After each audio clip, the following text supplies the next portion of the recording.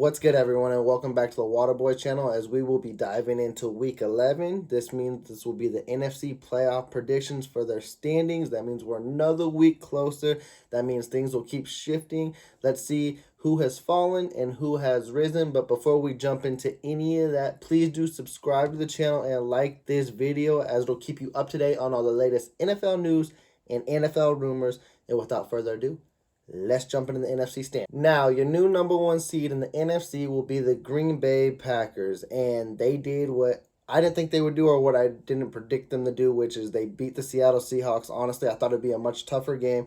I thought with both quarterbacks coming back that it would be a much better challenge. I thought Russ would be more dynamic on offense. But, of course, I should have put a little more into factor his injury with his finger, and you could tell it took him almost basically a first full half to get back in a rhythm. And then even if he was in rhythm, Seattle didn't score any points, so there was no rhythm to be found. Also, Green Bay, they were kind of lifeless, but they started finding themselves back in the third and fourth quarter. Unfortunately, they lost Aaron Jones, but A.J. Dillon picked up the workload very well, too. He's going to look good these next 2 weeks. I think he'll be a big workhorse for them, like very good power back. This will be his time to shine. I think he'll hold that role very well. I know a lot of people are going to be factoring this Aaron Jones and seeing if that'll affect their playoff implications.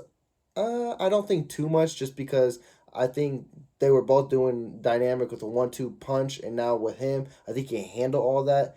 And Green Bay's ahead of my standings. I would have still had them in second. I think they would have still been in second with all the losses that happened, because I thought Seattle would have climbed the ladder, but they didn't. And with that being that as well, that puts them at 3-6. So they're not going to be one of my top 10 teams in this video. So you Seahawks fans that were hopeful, right now I'm keeping them out just because they got a long, long way to go if they want to make this NFC playoff picture. But Green Bay is holding the number one seed.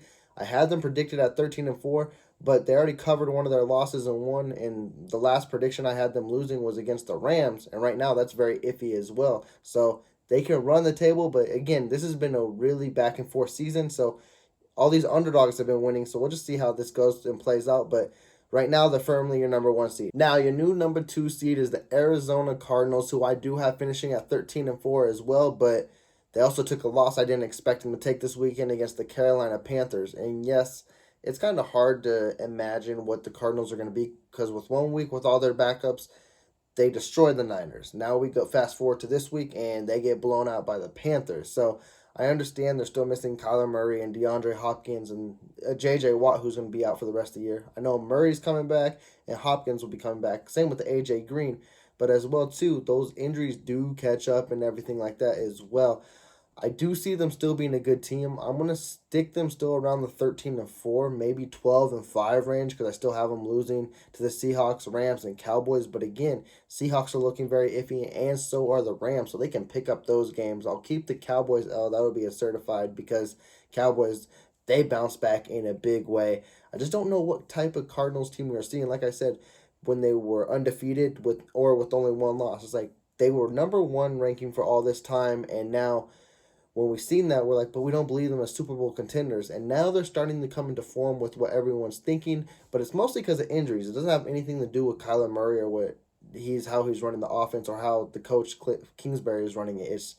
They've just been hit with the injury bug, and we'll see how they look when they come fully healthy. But right now, I'm going to keep them around the 13-4 range and just see how it shifts throughout the season. Now, your number 3 seed is the Dallas Cowboys. And after that big, unfortunate loss against the Denver Broncos, they did what they needed to do, which is also unfortunate for the Falcons as well, because the Falcons had a chance to prove that they are a contender. They're a legit playoff team, and they just got blown out the waters, which is what I expected to happen. I don't believe in Atlanta whatsoever, but Dallas, they're formidable. They look legit. They're one of the most complete rosters in the NFL. And if they can stay healthy and if they can just, I guess, manage coaching-wise, because I think that's honestly their biggest issue is coaching sometimes doesn't put them in the best position to win, and which is one of the worst situations, because when you got all that talent, you're a team who could easily run the table. And now this week they got a huge matchup against my Kansas City Chiefs, and I'll fast forward to the AFC video, which, if you've been paying attention, I have them beating the Chiefs, and I think I'm going to stick with that for now, just because that was the prediction. And if that stays true as well, I have Dallas still running the table, just because their schedule starts to soften up, and like I mentioned, it's hard to beat Dallas, definitely with all the pieces they have on offense and defense. Literally, Dallas is that type of team where they're going to beat themselves. And this is going to be a tough matchup. It can go either way, but I'm going to side with Dallas for now just because I just think, I don't know what I think. I think it could go back and forth. So it's going to be very interesting. It's going to be a very fun matchup. Now, in the number 4 seed, we got the Tampa Bay Buccaneers, which is kind of surprising a little bit because now they're coming off of 2 straight L's, which no one saw that coming off of a bye week. Definitely against a Washington football team who's been like very so-so this year, if not worse than mediocre. And they came in and they just held Tom Brady. Like, I think he threw 3 picks, which is not the Tom Brady we're used to seeing. And that offense is starting to struggle. But mostly this team is struggling because I think the injuries are starting to catch up with the Buccaneers.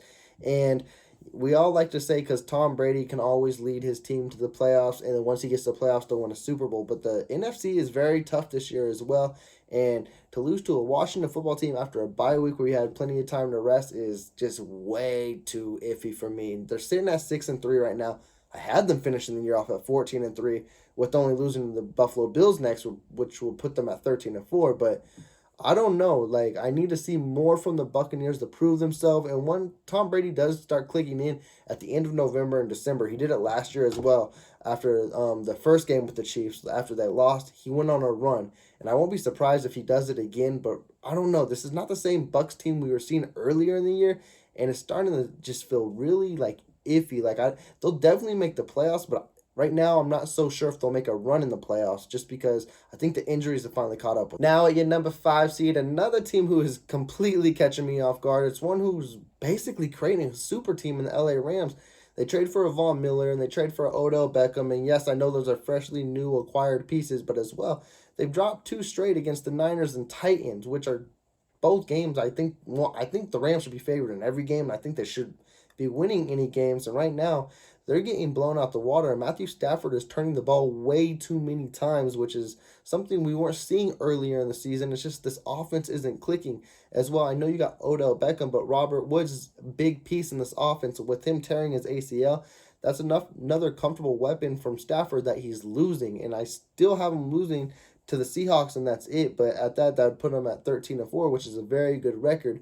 But they still got games that I was giving them, like against the Ravens. I don't know which way that can go because, as I mentioned in my AFC video, the Ravens are struggling as well, but both teams struggling when I thought both teams were doing great. It's still going to be an exciting matchup, but the Rams, I thought, could easily be holding a number 1 seed in a bye week, are now going to be struggling to clinch their division, and they'll be fighting for a wild card, which is very surprising to me at the moment. At your number 6 seed, we got the New Orleans Saints, and they took an unfortunate loss, but again, it wasn't surprising, but they did the same type of thing that they did last week, which is they were getting blown out early, and they came back later in the game as well. And I don't think they got the pieces to make a playoff run. I have them finishing the year off at 9-8. Right now, they're in the playoff seeding, but I think they play the Eagles this week, which the Eagles are a so-so team as well, and they took one against Denver. They could take one against New Orleans, too, but I do have them still losing to, let me catch, didn't they already play the top? They play the Titans this week, so the Titans was already the L. That's the one where I thought they were going to come back and win. They're so close, but it's also, they just don't got that legit quarterback to carry them through. I think if Jameis was in this as well, some of those L's can turn into W, but with Trevor Siemian right now, it looks like you might have to give a call to Phillip Rivers and take him up on that offer and see how that goes. But I have them losing the Eagles, Bills, Cowboys, and Bucks. And even if you exclude the Eagles, because that is a very winnable game, because the Saints defense can help win some of these games. The Bills, Cowboys, and Bucks, even though the Bills and Bucks have been struggling, they're better teams than them at the moment. And it's just going to be a struggle for the Saints to make the playoffs in my eyes. It's unfortunate because with all the disarray they've had, I mean, missing Alvin Kamara last week, you don't have a quarterback, you don't have Michael Thomas, and you're still somehow, some way in the thick of all this. It just shows how well coached this Saints team is. I just don't think it's going to be enough to make the playoffs this year. Now, let's talk about your new number 7 team, and I kind of bashed them, but I did the same with the Broncos the week before, and then they made their rise and upsetting the Cowboys, and the Panthers did the exact same this week with upsetting the Arizona Cardinals. So now I went a little deeper into their schedule, see how things could change, because unlike the Broncos where they had a major addition, like the Broncos, of course, fell this week, almost like Cardinals. The Panthers, well, they got Cam Newton back, and he already had 2 touches, 2 touchdowns, and I think he's going to be the starter this week. And if he looks anything like that with more snaps, Carolina might be someone we have to look for as a wild card team. So I went into further depth because I had to reevaluate the losses I gave them. And the losses I did give them was the Cardinals, but they overcame that and won. And then I was looking at the Falcons, Bills, Bucks twice, and Saints twice. And honestly, looking at it, they can beat the Falcons, and they might be able to cover one against the Bucks and then take the Saints. So that's taking 3 off of them, which would have them at a 9-8 record because I gave them a terrible record of 6-12 because I was running with the Sam Darnold and PJ Walker.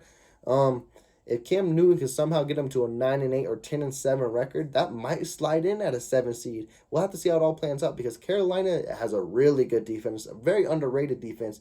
And if Cam could take advantage of a Christian McCaffrey who came back, you got a DJ Moore, Robbie Anderson, and I'm letting one slide right now, the third receiver. Oh my goodness! I know it's not Terrace Marshall, it's someone I'm missing, but they're loaded on offense, and I think Cam would have a good time with that, and he might be able to get this Panthers team back in the playoff race. Now, you're on the bubble teams, which will be an 8 spot, which will be the Minnesota Vikings, and they did what I wanted them to do last week. They upset the LA Chargers. They're sitting at 4-5. They still got a chance in this. I do have them finishing the year off at 9-8 as well. They have 2 more games against the Packers, Steelers, and Rams. I do think they might be able to beat the Steelers once. I'm trying to look at both those Packer games because they can both be very interesting, and I'm trying to see if the Packers can really sweep them.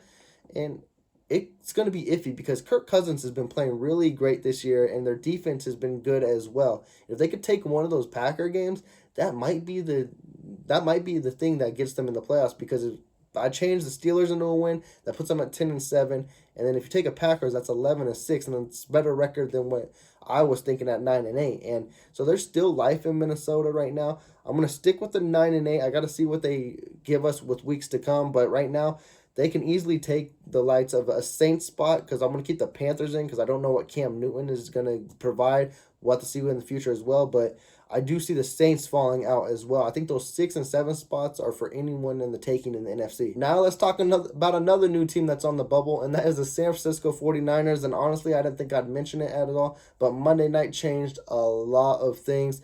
They ended up blowing out the Rams, which I didn't expect. This is not even a team I analyzed in my top 10 teams in the NFC for the past 2 weeks.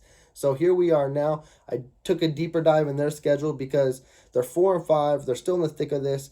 And I do have them finishing the year off at 9-8 because they do have a really tough schedule. But I have them losing against the Seahawks, Titans, and Rams, and they can easily beat the Seahawks. But as well, I think they play the Seahawks twice. So I don't know if I will give them sweeping Seattle, but I think they could take one. I think the Rams will get the revenge at the end, which is the last week of the season, which could be huge for the Niners because that could be fighting for a playoff spot. And then the Titans are on a roll right now. Everyone doesn't believe in them so much because they don't know when it's going to come back to reality without Derrick Henry, but right now they are what their record says they are. They're 8-2. They're the best team in the AFC, and right now I think that takes out the Niners. But the Niners are going to be an interesting team down the line. I hope it doesn't bite me in the butt because I cover Seattle saying they can make the playoffs, and now here I am with the Niners. But like I said, I don't know if the Panthers and the Saints hold that 6 and 7 seed in their playoff team. So the teams like the Vikings and Niners can easily jump in and take that. Now the last team on the bubble at the 10 spot is the Atlanta Falcons. They had a hard matchup and they blew it completely. They were at the 7th seed last week and they could have confirmed and solidified their spot in the NFC playoffs, but I knew it was going to happen, and a lot of us knew it was going to happen, and they got blown out the waters. And honestly, when my next NFC playoff video comes, I don't think we're going to be talking about them because they play the New England Patriots, so I think they're going to slide out of our top 10. And I have them at 4-5 right now and 9-8, and I think that's kind of even being a little generous with this team because, one, we don't know who they are or what they're about. Cordell Patterson is hurt, so they might run with the Mike Davis and Wayne Gallman, but at that, too, this team doesn't utilize their weapons like they need to with the Kyle Pitts and when Cordell Patterson is out there. It's like they try to find all these other weapons out there, and they're really missing Calvin Ridley. But even at that, they were still struggling. This Atlanta team just seems lost. It's like they win games, but even the games that they are winning, they lose as well. This was never a team I never really imagined being in the playoff race, and I think next week we won't be talking about them at all. And with that will wrap up my top 10 teams in the NFC, wrapping up the NFL predictions for them as well. Let me know who you think will slide into the playoffs these upcoming weeks or who will fall out as well. Like I said, that 6 and 7 spot is really interesting because right now it's held by the Saints and Panthers. But those aren't really two great teams to be holding the spot, so anyone can jump up and take that. So let me know down below who you think can slide in and take them, or if the Saints and Panthers are going to hold on to them. But with that as well, please do subscribe to the channel and like this video. And with that, take care.